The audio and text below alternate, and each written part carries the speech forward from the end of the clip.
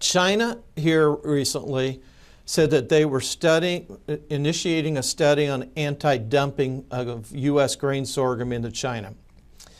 And this coincidentally comes just before it's expected that they're going to be starting to dump a lot more of their reserve corn onto the market there domestically within China. End users have been reluctant to use a lot of that corn because they don't like the quality of it.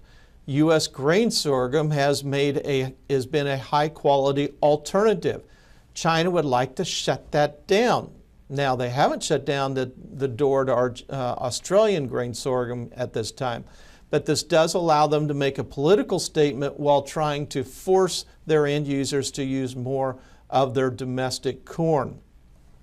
There is talk that they are also studying doing the same thing to soybeans. Well, studying. China knows what they want to do, believe me. At this point, I would speculate that they're waiting to see what the size of the South American crop's going to be. If they believe they need the soybeans, they're not going to risk a shortfall of protein they need to produce pork, which would cause a shortage of pork, which would be cause food inflation. They're not going to risk that.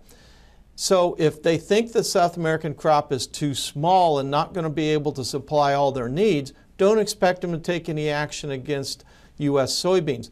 But if they think that it's going to be adequate to meet their needs, then as they start to make that shift that they always make when South American supplies become available, look for them to take action against U.S. soybeans.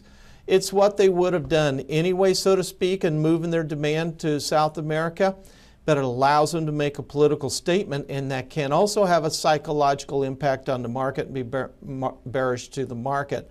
So that is what I'm concerned going forward.